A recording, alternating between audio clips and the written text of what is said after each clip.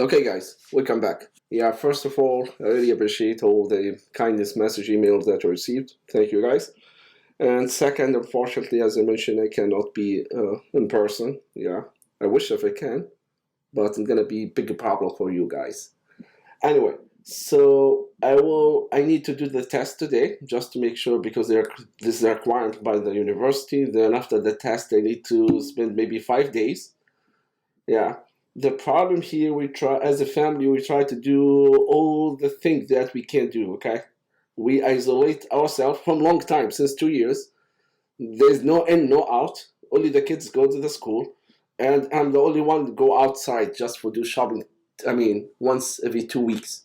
But it looks like as any security system, you try to secure the whole system, then you have like an trained employee that is gonna leave. I mean, the front door, let's say, wide open. So anyway, I will try to do my best, okay, today. So I really apologize if you cannot hear me.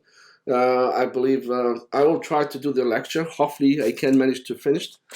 I really apologize about the last lecture. The plan that try to record the lecture, but I mean, I couldn't. We'll try to make it up for you guys, okay? So anyway, so let me remind you what we did last time. We talked about, I mean, the programming for the security professional. Okay, so what's the goal of this chapter? Just to try to teach you, show you ways how to build, let's say, bash, or let's say script. Okay, what do you mean by the shell script? Why do we need to do this one? You're gonna see during this semester we are going to use, let's say, some scripts written by someone else, and it's gonna be a good idea for us to understand the script. I mean, how the script looks like, what kind of commands there are, in order to what? In order to help us, in order to maybe modify the script to do different type of attack. So in other words, I don't want from you just to copy and paste whatever script you found and just run this one. It doesn't make any sense. You are not an, let's say hacker in this case. You're like, in this case, script kiddie, yeah? Just someone just copy and paste to whatever the other people did. So in other words, so to get this one, by doing so, maybe we're gonna write our own script. Yeah, we're gonna see with the time. This is the plan that I'm planning to do this semester. It's completely different than the last time that I teach this course. So if you notice, I'm starting to modify the content and even the labs. I'm still, by the way, working the second lab. Hopefully either today or tomorrow. I will go over this lab maybe by the end of this lecture. Yeah, anyway. So here we need to what? We need to have the ability to write a script in whatever programming language. I will mainly focus in the bash script here, or bash shell here. For the Python, I'm gonna see here maybe in the middle of the semester we are going to use the Python, because we're gonna notice right now, or especially this lecture, we try to do, for example, Bing.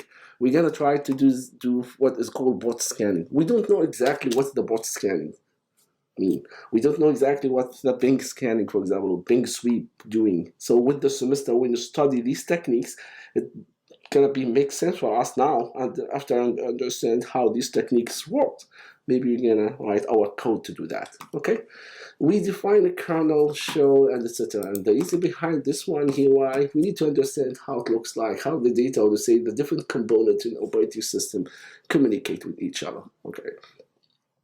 So we define to say the kernel is what? It's one component, one important, or to say the heart of the end. If you Linux, let's say, based or like operating system, the task here is going to what? Is interact with the hardware in the low level. You know, in the bottom we have the hardware, where they have like a CPU, disk, whatever, input output devices, printer, etc. And you need to communicate with them. So the kernel is gonna provide you with a way or two, okay, in order to communicate, in order to handle, or let's say giving what is called low-level serves to these components. To whom? To someone in the higher level. Okay, the shell is going like an interface between, let's say, the user and the kernel, in order to communicate with the kernel. In order, for example, to perform, you need to list all the files that's stored on disk. How can you do that? You're gonna just type ls, right? So ls is gonna do what? It's gonna take the command, you know, try to change, or let's say communicate with the kernel in the way. So the kernel is gonna return, I mean, the files. By the way, if you notice that I'm saying something doesn't make sense, so it's fine. Okay, I will try to focus and make sure that I'm teaching ethical hacking course, nothing else. I feel like my head, inside my head, there's a construction zone. You know the construction zone. Everything's hitting noisy, etc. Of course, I'm trying to find an excuse. Anyway, the shell is like what? The user program which provides us an interface to the user in order to use operating system service. Let's create file, delete file, access file. This is going to give you like simple task, okay? Of course, you can do whatever you want. So generally speaking, as a user, you cannot communicate directly with the hardware, the kernel. You have to go through the shell. Okay, we talk about the shell scripting. What the shell scripting? The shell scripting you said in this case, sometimes you need to write to say many or number of commands, a bunch of commands routinely. So what does that mean? For every day, perform, for example, 5, 6, 7 commands.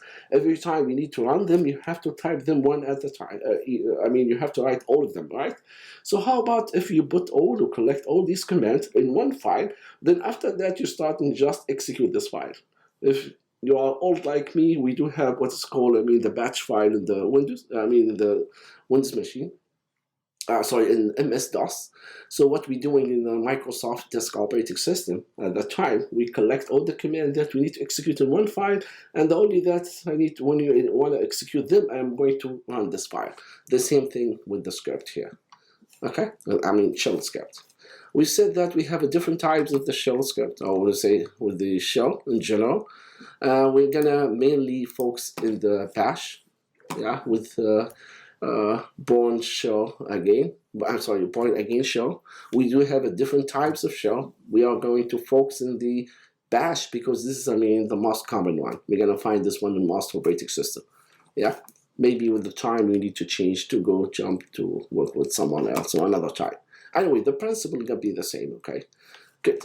How can you run the bash? Or you say the shell here. We have different types to run that, right? The only thing we need to do here, we have two different ways. The simple one, you can just, for example, you create a file, or shell file, you say the file1, or file1.sh, and inside this file, you're gonna write your script, or you say the command, or the list of the sequence of command that you need to execute in order, okay? So how can we execute this one? We have many ways. The simple one, if you have in the command line, you can use bash, okay? Then you have to write the file name. That's one thing. The other way to execute that, you need to change, the access right, or give the permission to this file to be what can be executed. So you need to change, the execution bit, all right? So you have to add the execution. We noticed that last time, when you create a file, or new file in the Kali, or most, Linux system, or Linux-based like systems. Generally speaking, the file doesn't have, even if you own this file, you don't have execution, permission for this file. So you have to do what you have to change this one, even if you are the owner of this file. Okay, so we have different ways. Either we're going to use a bash and the name of the file is going to be executed even if you don't have, the permission or the execution permission. I know it's confused a little bit. I'm going to revisit this one again. And the second one, just you need to change the permission for this file to be executed. Then after that, use, for example, / and the name of the file, and now the system is going to be executed.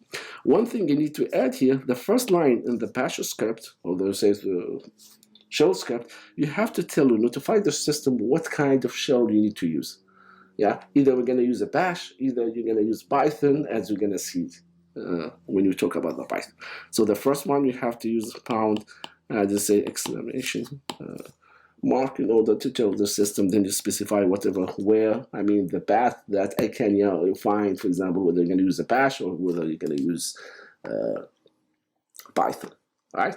In the bash script or shell script, you're going to find that it looks like a programming language. Okay, you can use if statement, you can use, for example, loop, while, for, and etc. You have many commands you can use them. Control flow. We did this one last time. We create a file, and inside this file, the simple thing the first line, just tell the system that I need to what? This is the interpreter that we're going to use in order to execute this file.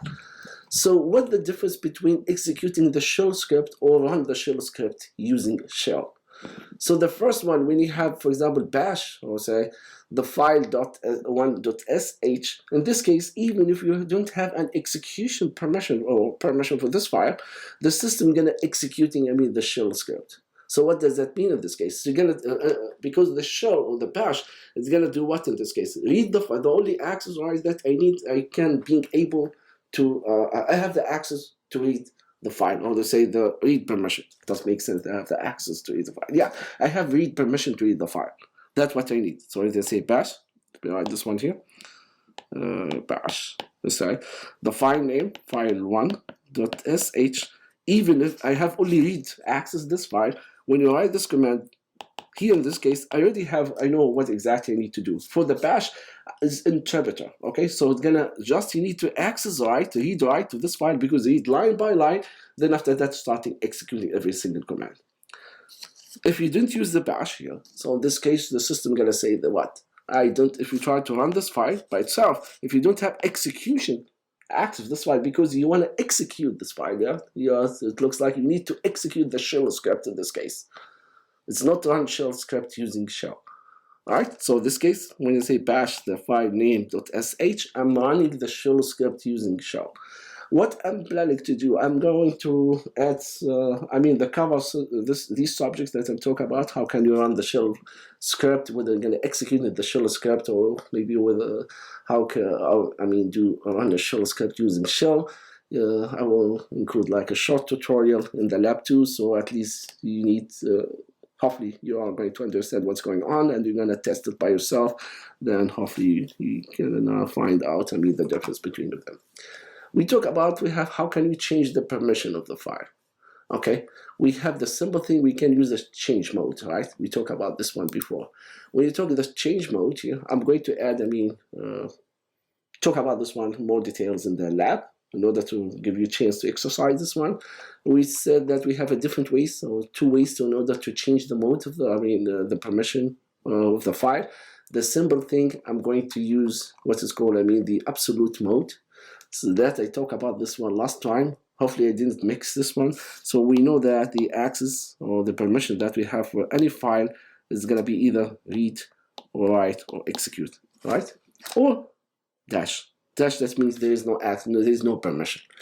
In absolute, you say mode, using the change mode. In this mode, I'm going to use what? I can represent the permission in numeric form or octal system. Okay, so what does that mean here? For no permission, we're going to give 0. For execute, we're going to have 1. For the write, we're going to give the numeric number 2. And for the read, it's going to be 4. If you want to, let's say, have the access right to read, for example, to a specific file, you can say change, let's say, mode. And you're going to say, for example, let's say, for all the user, I need only execute. You can say 1, 1, 1 for the specific file. 1 for the user or the owner, and the second one is going to be for the group, and the third one is going to be anyone else. Okay, give me a second. Okay, sorry. If you want to mix, for example, you're going to give, for example, execute and write. So in this case, you're going to say change mode, okay, or ch mode. And in this case, for example, I need to have what? For example, 1 plus 2 is going to be 3. When you say 3, so the system is going to say, okay, I'm going to give you execute and write to this file. Okay, and you can specify. In this case, you have to tell, or specify, for example, for everyone. Right now, you said this one for the owner. Okay, how about the group? You have to give me the specific number for the group. What we're going to do, for example. If I want to keep the group, it's going to be only read, I'm going to add 1. So you have to give me the value for everyone, for the owner, for the group, and for the anyone else, even if you want to change only for a specific user. Okay? Okay, if you want to, for example, read, write, and execute, you see that? That's why we're going to use the change mode 7. Yeah, so why in this case 4 plus 2 plus 1 is going to be 7. Yeah, and the same thing, if you said, for example, 755, let's say for the file x.sh or whatever, so in this case I give for the x file, it's going to be read, write, execute for the owner or the user, and 5, that means in this case we have going to have read and execute for the group, because 4 plus 1 is going to be 5, read and execute. And also we have read and execute anyone else with this file. Okay, makes sense? That's what we talk about. Hopefully I didn't mix up these numbers last time. We have another way, which is going to be, we call symbolic mode. In this case, I'm not going to use the absolute mode, because absolute mode, we need to have what? We need to provide the 3 numbers for all the 3 owners, even if we want to change one. Yeah. So, yeah, 475, I believe it's going to be for anyone else, for the user, for the owner. Let me check this one. I didn't recall this one, yeah. I didn't remember, okay. But this is, I mean, I think it's a good question, because I need to double check with why I can do this one. I think read, write, and we have another permission I didn't recall. I will review this one and get back to you, okay? But I believe in this case we can give this one the user, group, and other, and you need to add, I mean, all, everyone else. So you're gonna add the A in this case. That I remember in this case. That's why we have 1, 2, 3, 4. Okay. So in this case we have for the user, for example, or you have a group, or we have other, or A, you're gonna have all. It's gonna be user, group, and other. So it looks like we have 1 permission. I think in this case we have 1 permission to add to everyone at the same time. So I'm gonna say A plus X. This means I'm gonna add to the user, to the group, to the other, the execution. Then after that we can specify the access or permission for the user, for example, and to the group and to the other. So in this case we're gonna have 4 numbers. Okay, so that's the way that how can we change, I mean, the mode to the file. I mean, generally speaking, for the absolute, what you need to do here, you're gonna, yeah, exactly. Yeah, let me write this one here.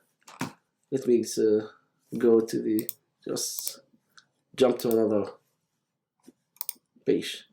I need just a spacing. For example, for the symbolic mode, so we have many symbols here. So we have U, it's gonna be for the user, okay, or the owner. Let's say owner, okay. We do have G equal for the group, okay, and we have O, it's gonna be for the other, okay, and we have A, it's gonna be for the all. When I say all, this means in this case we have the user plus the group plus to say the other, okay. So here, when you specify the access right, you know that we have a read, write, and execute. And you can use plus and minus in order to either give you the permission or I'm gonna remove the permission from this file. Okay, if you said, for example, change mode, let's say for G, let's say plus X for the file.sh or whatever the name of the file, okay? So what does that mean in this case? In this case, the good thing for this symbolic here, you can change the access right only for a specific, I mean, member, not for anyone. I mean, either it can be for the owner, another, or for the group, or for anyone else. Okay. When you say other, by the way, that means it's not user and it's not in group.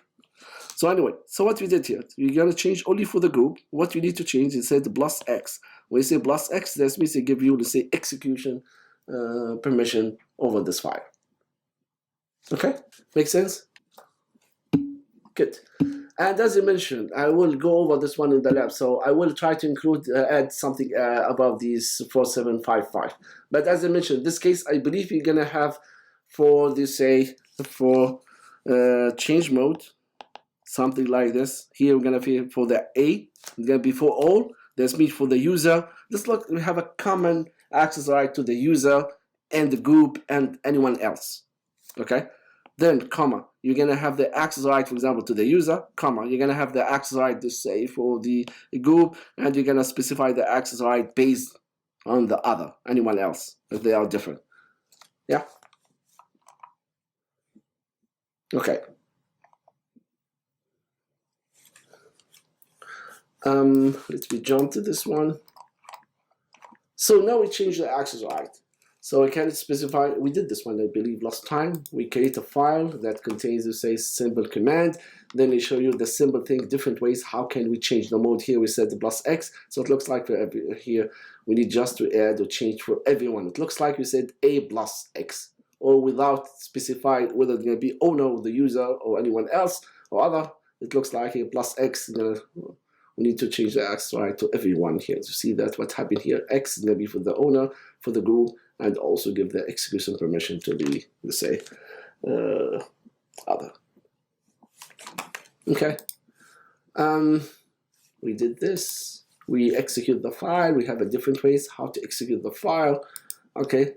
And we know that we show you that the different way. How can we write simple script that just echo back or print out to say a message? That's what we did. Hello, for example, hackers. In the first line, you have always specified shebang. You tell the system what the interpreter you're going to use. Okay. This is simple one. We talk about how can you use the variable. Okay. One thing I need to add to the variable here. We're going to say all the variables here for the bash is going to be what? It's going to be string. Okay. So we don't have types here. You know that in any programming language we specify, we can say whether the, let's say, the attribute is going to be, or this variable is going to be integer or string or whatever. Here, no, all of them are going to be, all variable is going to be string. Okay, so that means we try to write arithmetic operation here. We cannot do that. Yeah, directly. We cannot say, for example, you say a equal 5, b equals 6, then you say a plus b. You cannot do this one directly here. Okay, because this one is going to be string. Okay, so how can you work with this one? I didn't talk about this one last time. What we have a different way we can declare a variable. Okay, and within declare the variable, I can specify this variable is going to be whatever. If we have any expression, please treat this one expression and compute this, say, the integer value. Okay, evaluate this one as integer or interpret it as integer. 1 second, sorry. So if you said declare, I think the best thing to do what? Let me write or open the Kali, share it with you, then mainly we're going to work with the Kali here. Okay, let me share this one here. It could be much easier for me to work with this one. So just open terminal here, and I'll just show you some commands here. Let's play around. I'm going to show you what you mean by the declare. So clear.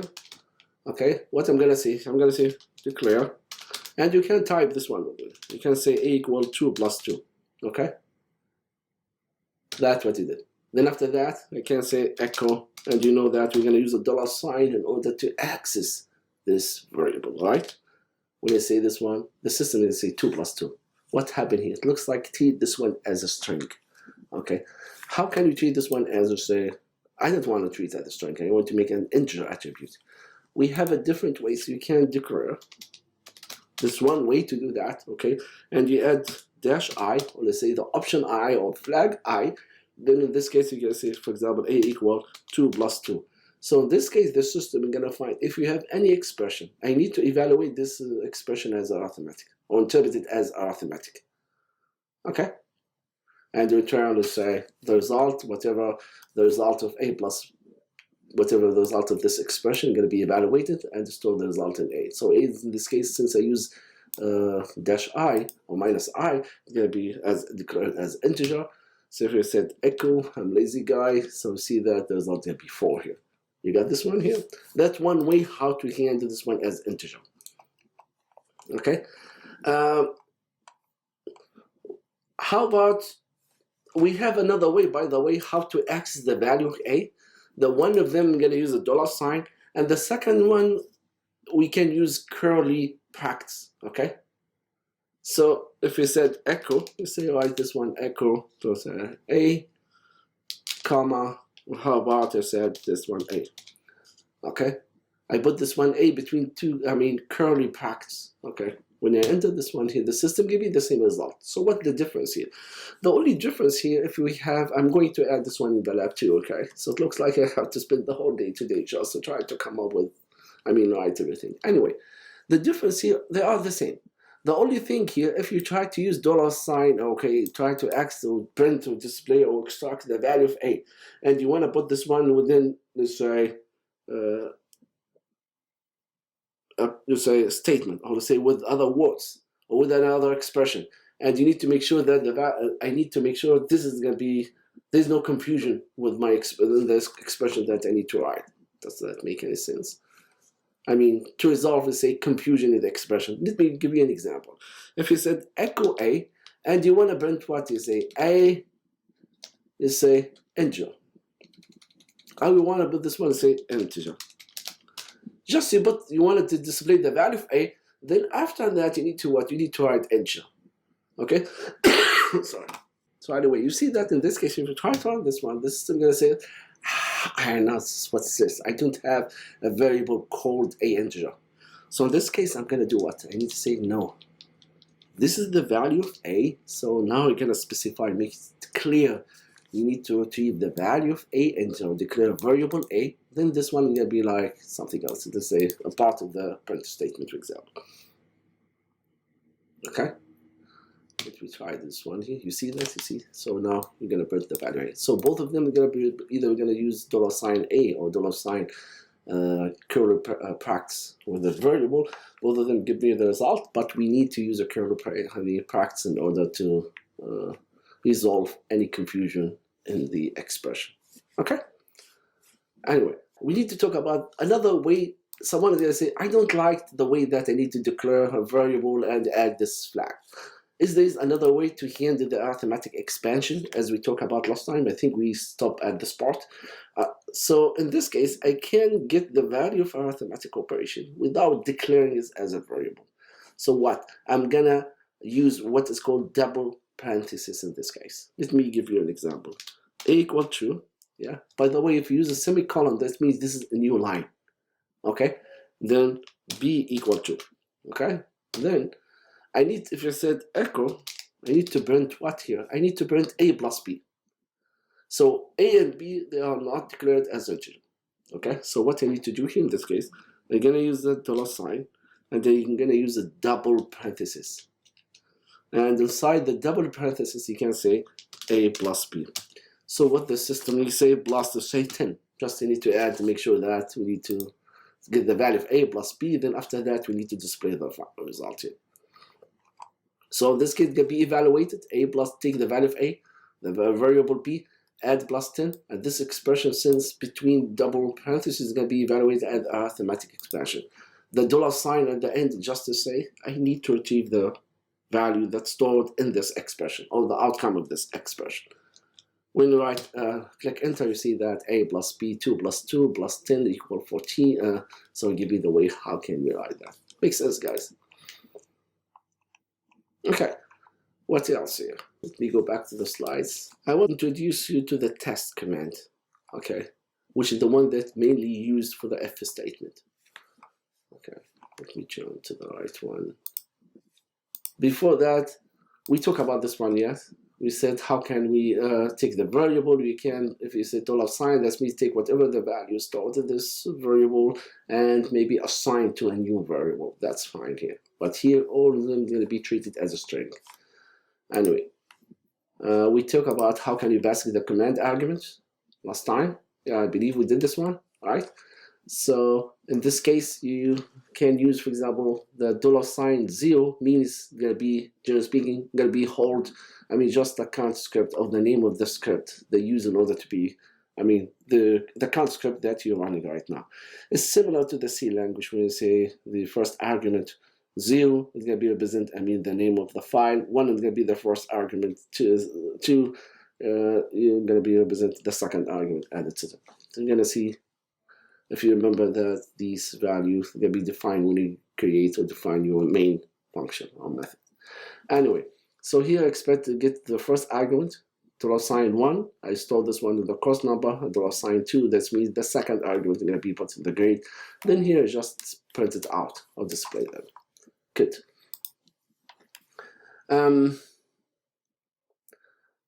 With this one, this is how to run that. I believe we did that last time. Yep. We still here. The nice thing, by the way, we need to add after we, the first line or echo method that we're going to use in our code. It's a good idea if you try to print a statement message. Sorry again. The good idea to just to print a statement, and in order to explain or tell the people how can you use my tool. For example, this pass argument to the script version 2. this is the usage. The first line, you're going to say, this is how can you use this one. Run dot slash, the name of the argument, and they expect you to provide me with 2 arguments. So does that mean, give you an idea how anyone can use my tool. Okay, so the first one, I mean, this is the only difference between the previous script and this script, just we add this statement. Another thing we can say here, how about if we try to see or figure out, for example, how many arguments do we have here? I can use a $ bound in order to tell, for example, how many arguments that I have here. Okay? One thing that is talk about here when I show you that how can you use this arithmetic expansion. In other words, I'm not going to use a declare command in order to handle, in order to just say, get the value of arithmetic operation. Okay? And this is the way that when you talk about, when you say, for example, arithmetic expansion, that means this is the way how to use this one. Put this one between double parentheses and write whatever arithmetic expression. The system automatically knows, oh, this is like the command, this one can be arithmetic expression, evaluate this one, return an arithmetic, say, integer value or whatever value can be result here, and stored or put it in another variable, or maybe echo or print it out. Okay.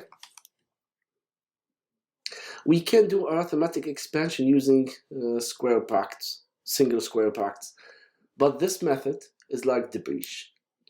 Okay, I mean, don't use this one. This is for the old batch, okay, or the old shell. This is the way how to use this one in order to perform the arithmetic expression. So sometimes you're gonna find in script that we use to perform, let's say, penetration testing or try to attack the machine. If you use this symbol, this may try is similar to arithmetic expression. It's gonna be the same, effect. But this one, no one uses this one anymore. Okay. So that's to show you, for example, the simple example. If you have to retrieve the, for example, the value of A and B, pass the value through the script or argument, get the value of A, B, add them. Then after that, produce and say, put the result in C. By the way, you didn't need to write $A plus $B if you try to use, the arithmetic expansion. So either you're going to say A plus B, or you're going to $A plus $B. You're going to give me the same result. Okay? Back to the test command. Sometimes you need to what? We're going to use if statement, right? I need to test something. I need to compare value. I need to see if the value, or I need to see whether the file exists or not. Whether the file has, let's say, readable, or say whether the file is readable or not. Whether the file is executable or not. Something like this, yeah. How can you do this one? Generally speaking, we can use this one using the test command. So the test command is a command is used to check the file types and compare the values, okay? And this is, some commands, something you can use them. You can double check, compare 2 strings. You can check, for example, whether one integer is equal to another integer. So the way that we're gonna use -eq, equal. Yeah, it's different. Yeah, we not see equal, less than, greater than, etc. This is the command we're gonna use with the test. Greater than, less than, or equal, less than, and not equal. This is the way how can you compare integers. Actually, we do have a lot of, forms for the test command. The good thing, for any command you're going to work with, you can use man, space, and the name of the command, and the system locality or whatever. I'm going to give you, more details. How can we use this command? Okay. Anyway, for the test command, we do have many options, many things we can do here. Either we're gonna, by the way, use the test command, or you can use, single parts, square parts. Let me show you one thing here. So if you said, for example, test, you can say test, for example, whether the 10 is greater than, for example, 5. Sorry. Okay. The result, you don't know the result here. The result gonna be, if the result is true, the return value for this one gonna be 0. That means true. If the return value 1, that means false. How can you print out? We have many ways in order to print out the result. So when you say test, whether the value of 10 is greater than 5, the system is not gonna display the result here. Okay, in order to show up the exit stats here, you can say after that, you can say echo, let's say $, yeah, and the question mark. So the system gonna return whatever the return value. So in this case, 10 greater than 5, the result gonna be 0 because it's true, right? Make sense? So again, when you use the test here, there's many ways how can you display the result. Okay, the simple one, you use the test statement or the command. You specify, for example, whatever integer, greater than, less than, equal, not equal, whatever the other integer. Then after that, we can use echo $, question mark in order to display the stats. Or you can use something like this. You see here, you say, go over here, the first command here of the example. We said test 10 is greater than 5. And here, and. What does that mean? So the first, when you use double and, this means if this expression is going to be evaluated to the true, this one is going to be display the value, whatever you have after the double ampersand. Or you're going to, if the expression, this one is evaluated to the false, I'm going to execute whatever, display false in this case, which makes sense, right? Because if you take a look here, you said, I'm going to take this one. What does that mean? And this means both of them must be evaluated to the true. So if this one is evaluated to the true, this one is going to be evaluated to the true because echo is not if statement, all right? So it's going to display true if this one evaluates to the true. If this expression with the test 10 greater than 5 evaluates to the false, that means it's going to be or, right? Or this means either of them is going to be, let's say, evaluate to the true, then the result is going to be this, going to be displayed. Make sense? Let me see here. Do we need, no, you need just to give the result if you want, okay? If you want to display it here. So always, true always going to be 0 and false always going to be 1. This is, confused, right?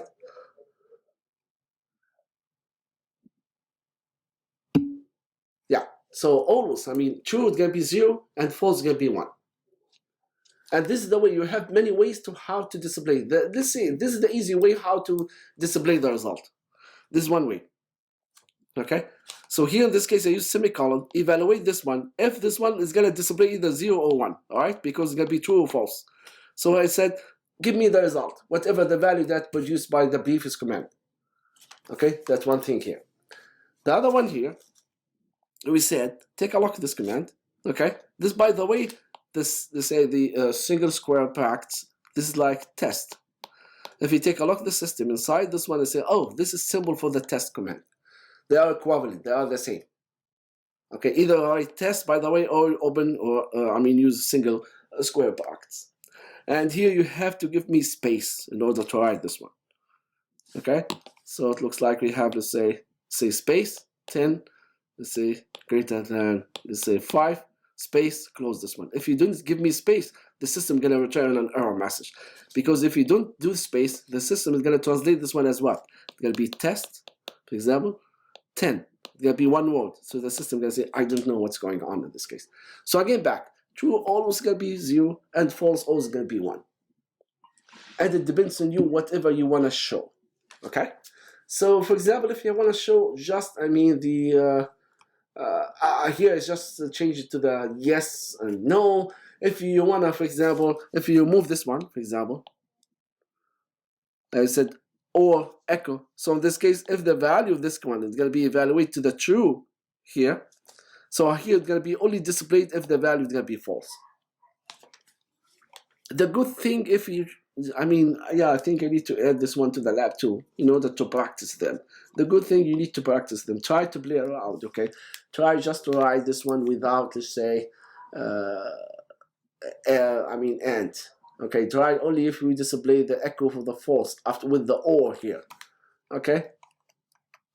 And see what the result is going to be here. One thing, another thing, you can use the test in order to tell me whether the files exist or not. And the simple thing we can do it here, since we didn't have space here, I think I can use this one here.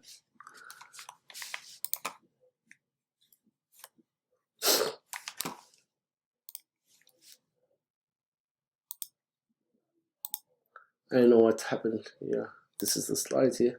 What if we said, I just want to use this one, okay, for the space. So what if you said, for example, I want to test whether the files exist or not. You can write the following command. You can say, for example, test. Of course, I'm in the command line, okay? You can test space, for example. You can use -f or -f, which like the flag, okay, and the name of the file is say file 2. The system, and you can say semicolon and dollar, say echo $sign question mark. Give me the result, the echo back, whatever the value is going to be produced here. Here it's going to be either 0 or 1. If the file 2 exists in this folder or the current folder, the system is going to return 0. If the file does not exist, it doesn't exist, because it's going to be false, the system is going to return 1.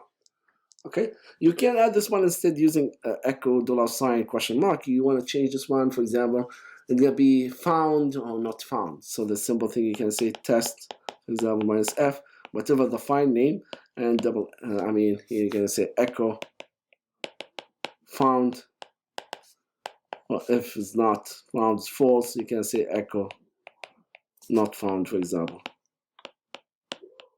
So that's a simple, nice way in order to handle this one. Okay, good. Okay, we did the basic command, we did the test here.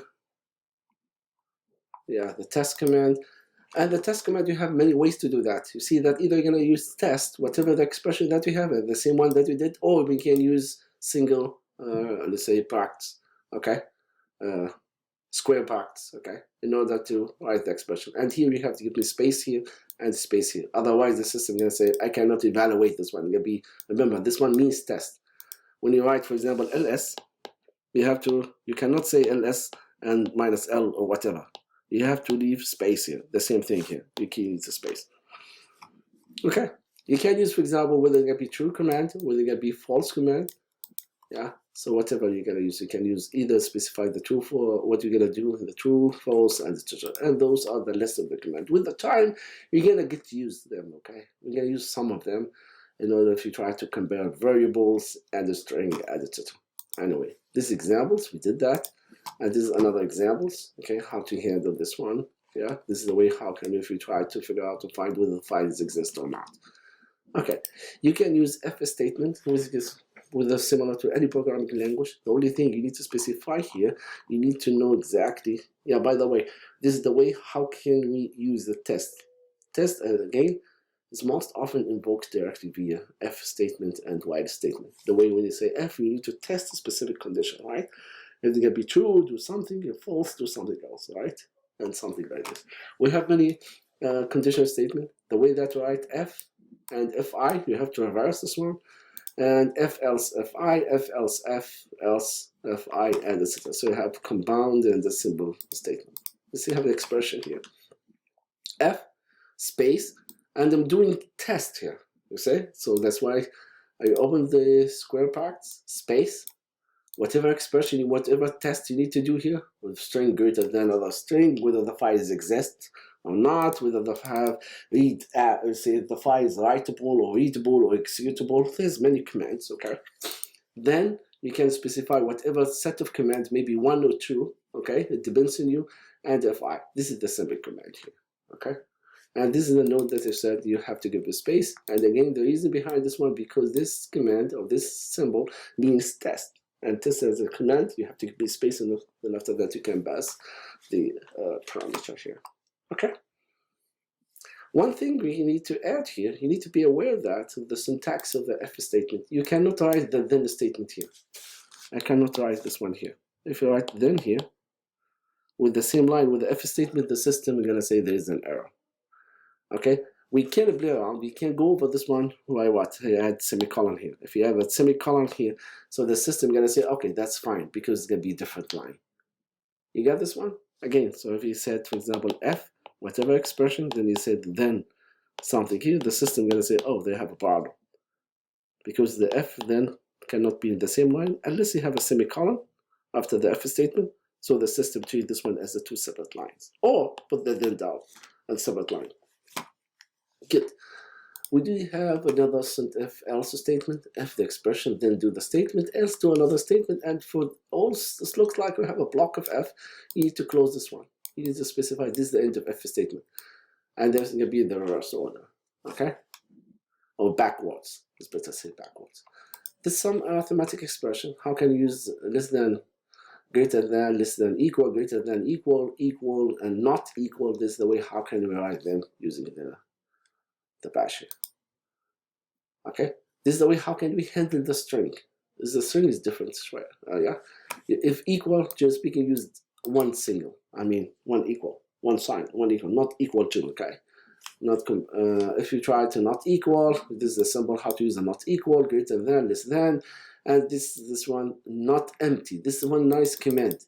You can test if the string is equal blank, or you can say use this one test and dash n and the name of the other string or specific variable, specify specific string, and you can test whether the string will be empty or not.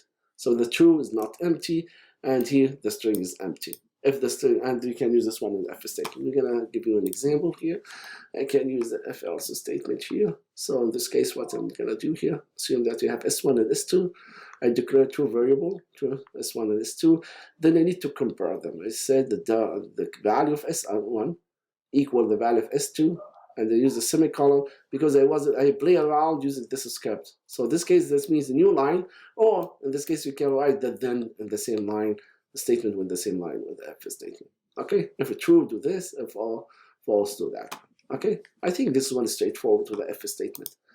This is if, then else, if, then it's like compound, there's a whole multiple if statement.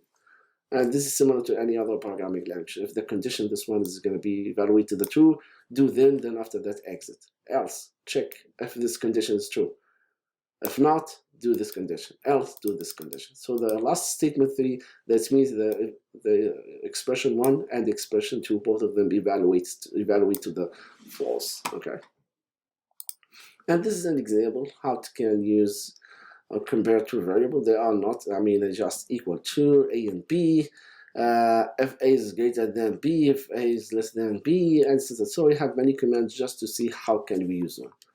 Okay, how can you do loops here? We have many ways in order to do the loop. Okay, the simple one here, you can use a numeric range, you can use an array, you can use, say, series of a string. You can say create a string, you say Alice space Bob space Eve, so this means 3 value, and you can iterate over them. So it looks like you have a loop from 1 to 3 in this case. So anyway, I think I need to add some, cover this one in the lab too. Yeah, at least to give you more details, how can you practice this one. So anyway, you have, this is the syntax for item n, this list.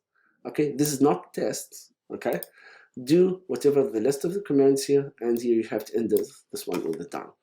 Let's give you quick examples here. So you can do, for example, let me write quick examples here, simple here.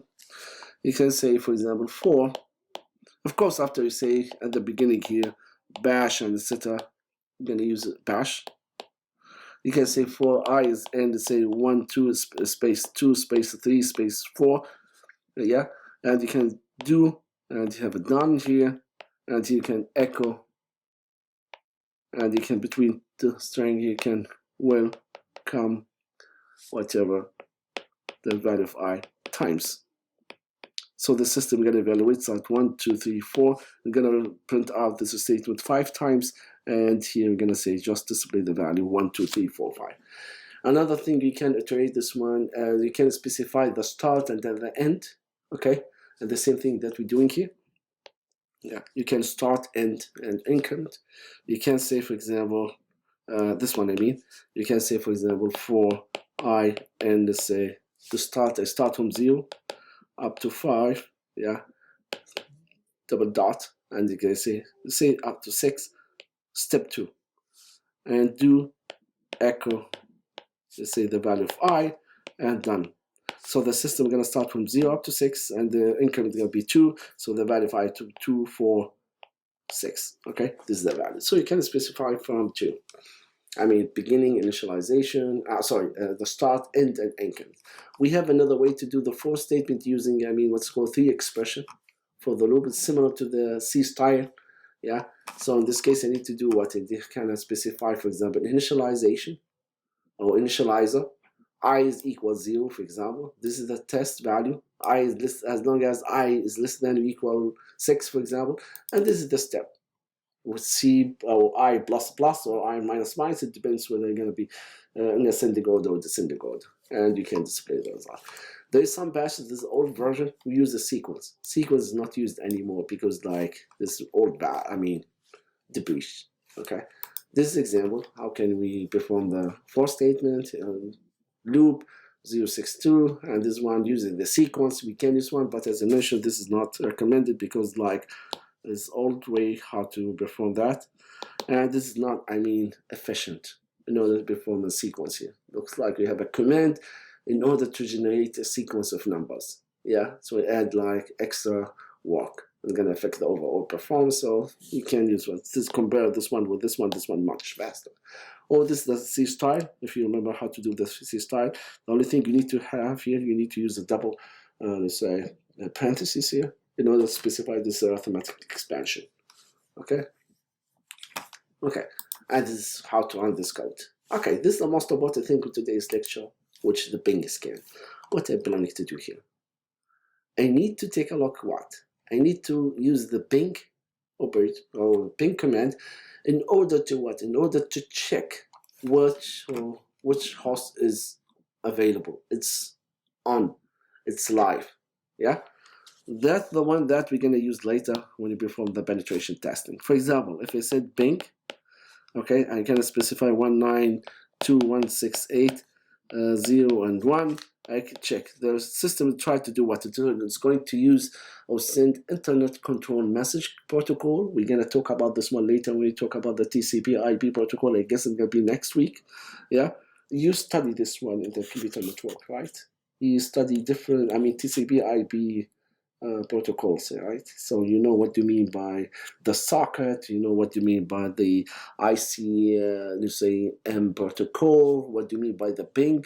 If not, don't worry, we're gonna cover this one later more details. But right now, I need to write the code. It's gonna do ping scan in order to check which host can be reachable within the internet network. Remember, the one thing we need to check after you specify the IP address of your target system, you need to swear. Start, for example, from 1 up to 155, for example. I need to check which one is going to be alive. What does that mean? I need to find out which computer exists. Once I identify which one is going to be exist, I kind of go to the next step. I'm going to do what? Sweep, whatever, any ports going to be open at that computer. So first, you need to identify your target. You need to figure out which host is going to be, let's say, live. When you say live, this means exist and is running right now. Then after that, the next step, starting to see what kind of software or port is going to be open at that host. We are going to simulate all of them in this lab, on this class. So first, I'm going to use what is called Internet Control Message Protocol, with simply doing the following here. So this protocol is not TCP/IP protocol. This one is going to be from the, let's say from your machine. Let's say my machine, whatever. Yeah, let's say we're going to use a Kali. Okay, and here we're going to see virtual machines, let's say victims, or let's say target machines. Right now we don't have any target machines, right? We're going to do this one in the lab too. So assume that we have one machine. So what is the Kali here, or the number of machines here? Making virtual machine 1, virtual machine 2, and the number of them. From the Kali, I'm going to send what? ICMP protocol, packet, request. When you say the request, for every single machine, if I'm going to get a reply, and the reply is going to tell me, or each, say, echo reply, okay? In this case, when you get the reply, I can't tell whether this, I can decide or see, based on the result I got, whether the machine is, let's say, live or not. Let me give you an example here. For example, you need to ping the specific IP address, okay? This one machine. The system is going to try, this is only for single machine, okay? You're going to try to access this machine. Send request, and the system is going to tell me whether it's going to be exist or not, okay? That's the pinging machine here.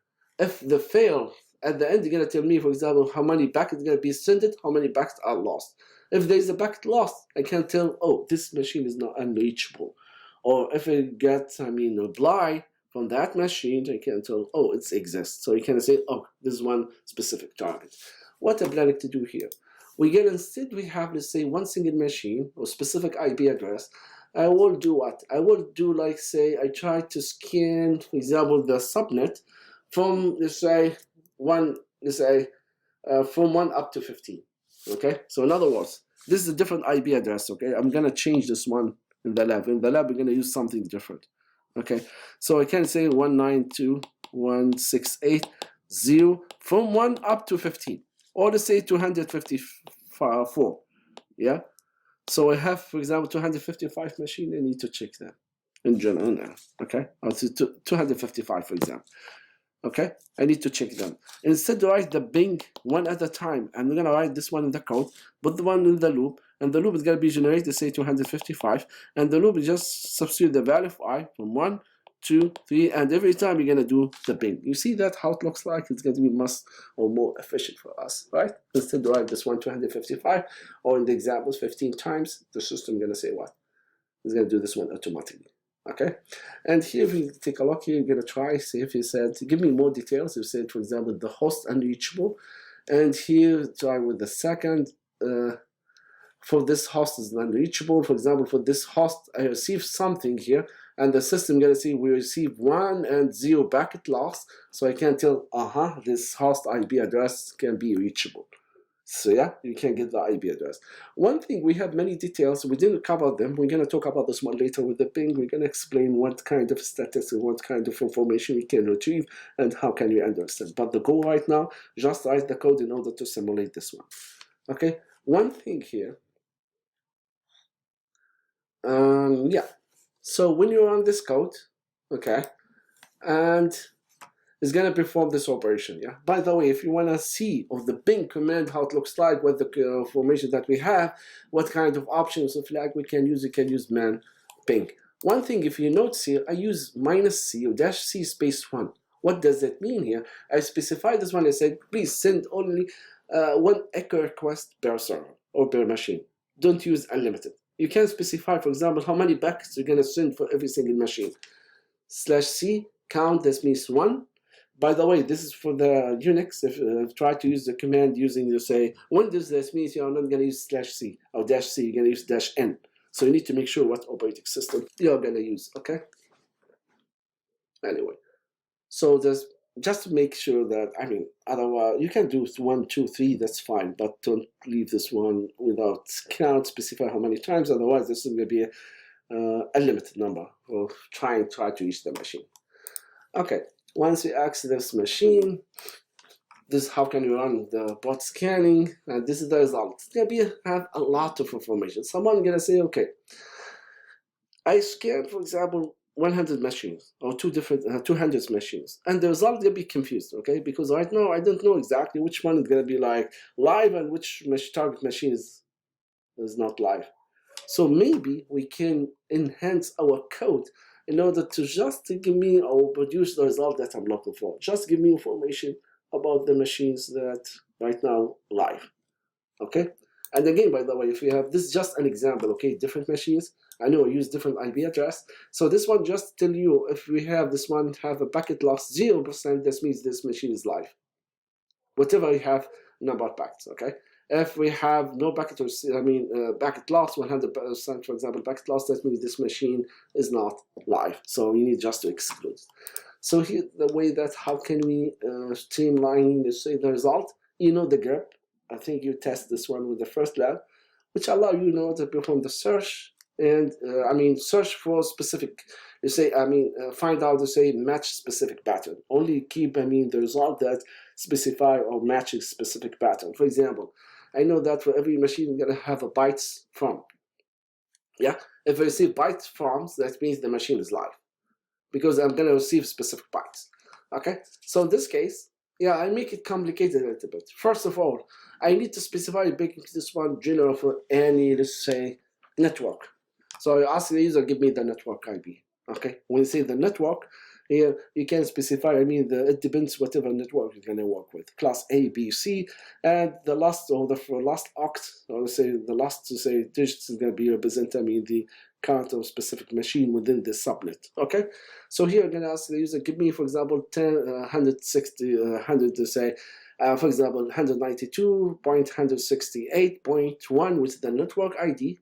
Then after that, I'm gonna elaborate all the machine within this network or within the subnet. Okay, This one gonna be the I gonna be from 1 up to 254, and the one here, the value that is gonna be produced by the user. And I need to make sure that the user gonna give me something. Okay, I'm gonna pass some argument. If not, I'm gonna check this one, make sure that's gonna be, please make sure that is not empty. The user provides me with the network. Okay, sorry again.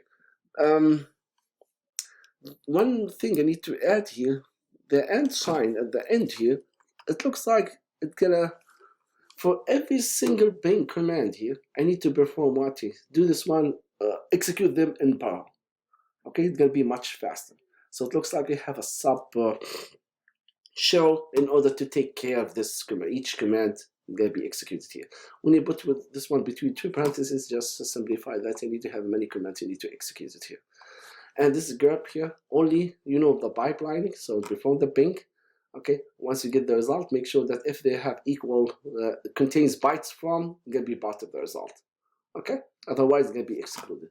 You see, so when you run your code here, and you specify, for example, whatever the subnet or the network address is gonna be provided, okay, so the system, for example, would give me this result. You see that it's more elegant, easy to read. And right now we can say we need to receive a specific byte and the echo back to you, or the reply request to you for the ICMP protocol.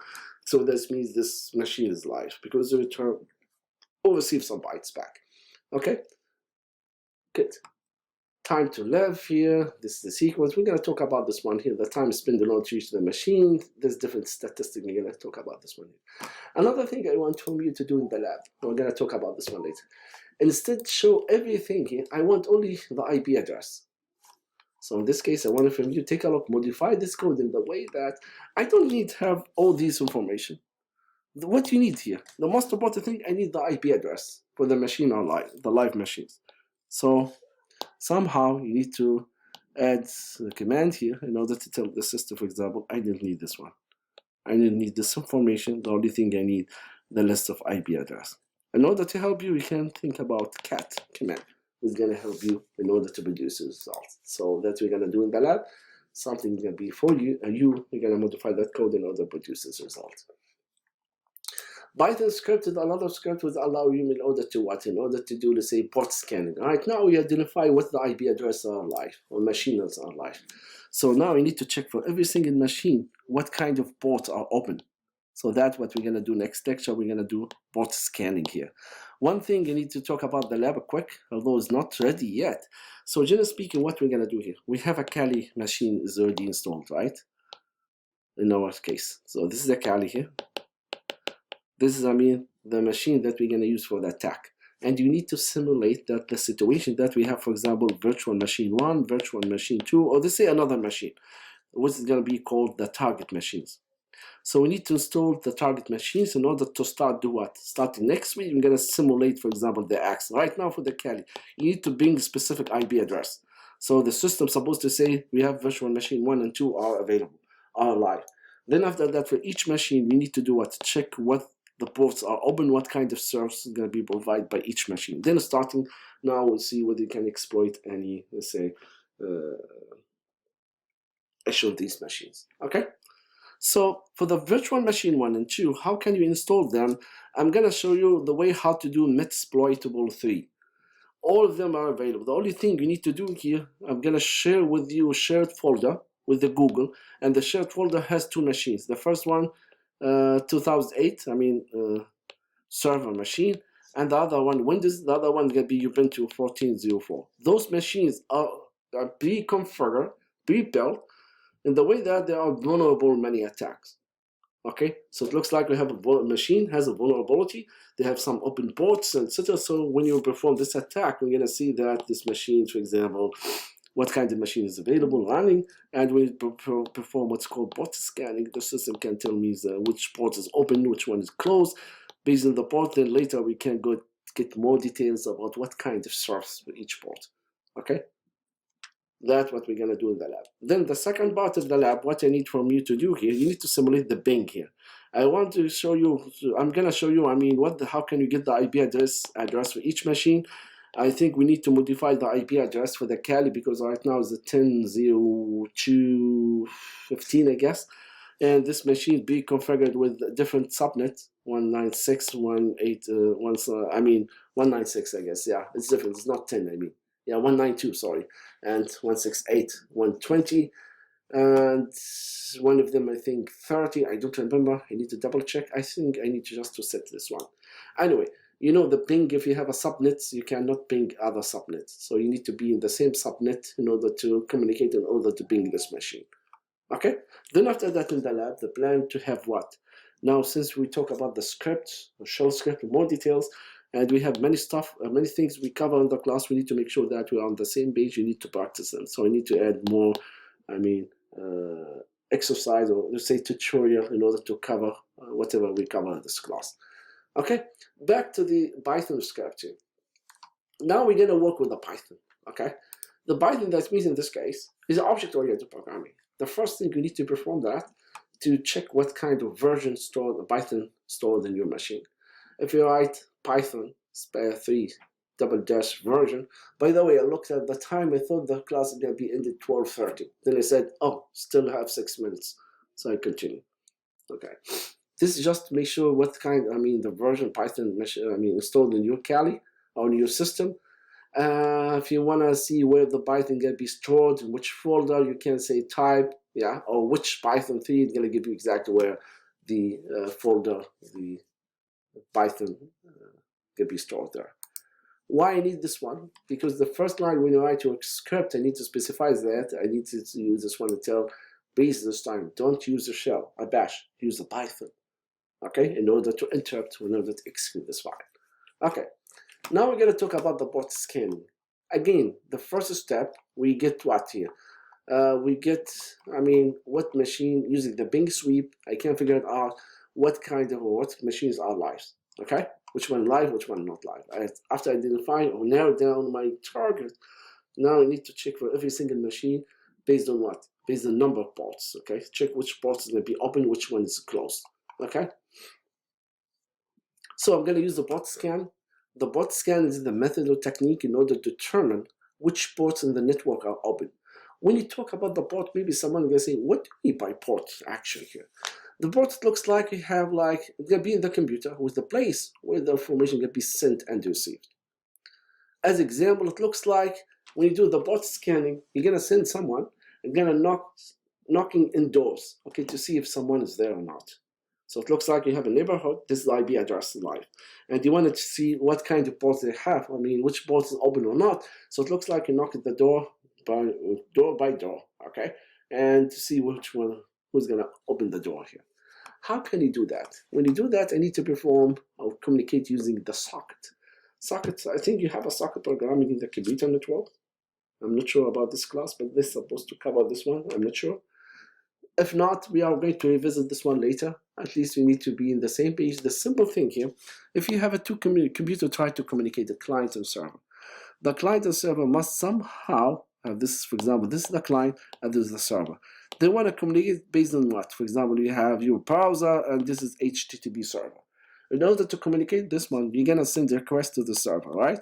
So here we're going to go to the specific IP address, and this IP address on this one, for example, will provide specific serves. It's going to open the port. What does that mean? I'm going to assign specific port. Let's say 80, or let's say 100. Just weird, okay? This is 1000. Port number 1000. I'm going to specify port, the IP address, let's say 192.168. Let's say 100.0.0.5 or 10, just for simplest. Okay? And this is the port 1000. I open this one. This means any communication coming to me, through this port, I'm listening to receive whatever request. What do you want? If anyone use this port, communicate and send back to this port, I'm listening. I can receive, because they have a software program here. I'm gonna just listening. Once you get the packet or receive a request through this port, it's gonna open, then starting extract the packet, see whatever they want, then after that replying. Yeah, when you apply here, the other side, the client must also have assign a port for transmission, for listening and receiving, sending and receiving. Because when you send something, Now we need to start change from the sending to the listening, right? Because you're gonna expect to get the result. So anyone who want to communicate with you is gonna use your IP address. For example, let's say 100.0.0.20, yeah, and the port port number might be, for example, 2000 whatever port. So it looks like we have a specific port gate waiting in order to listen to communication. We do have, I mean, many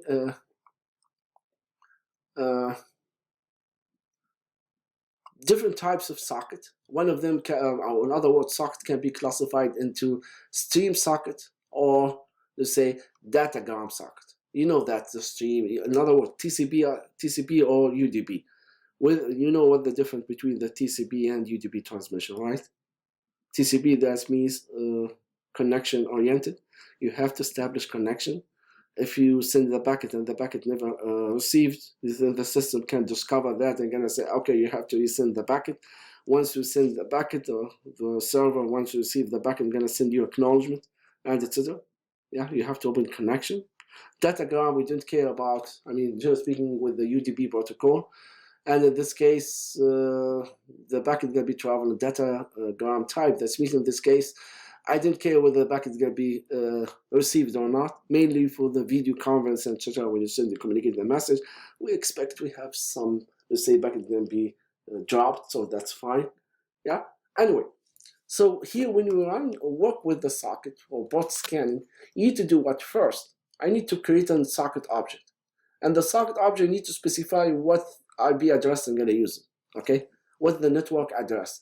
Here we're going to say socket.af, or the address, in this case, is going to be the IB4, okay? Or the address family is going to be IB version 4 in this case. If you want to use IB version 6, that means you're going to use packet AF and net, for example, 6. Yeah. Here, remember, we have a different type of socket stream, not stream, I mean stream, or the socket to say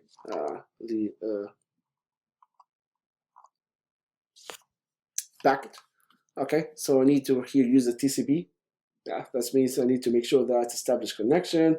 I need to make sure that the message of the packet is going to be arrived in order. If a packet has been lost, so I get a chance I can resubmit this packet and etc. Okay, so this is the way how to create an object. Then after that, you need to do what here? In the object within this, what I need to provide you, give me whatever IP address. I'm talking about the network address. Then after that, the machine within this address, I need to do what? Sorry, you give me a specific IP address. You know that how can you get the IP address from the previous step, right? You can tell which IP address is alive, right? Once you specify what the IP address is alive, now you need to elaborate over every single possible port number. And you have a lot number of ports here. So you can, in this case, I need just from 1 up to 1000. You can exceed this one, increase this number. You can reduce that number. If you're looking for specific ports, you can, I mean, target the scope to those ports number. So here, just to try to write this one in a fancy word, fashion. Not fancy word. I don't know what I'm saying. Okay, thanks God, the class is over. Anyway, give me 1 minute, guys. Just to define a function, then after that a method, then I pass the method with the value of the IP, I just say the port number, and the system gonna perform what? Try to connect using to the socket, to this IP, using this port.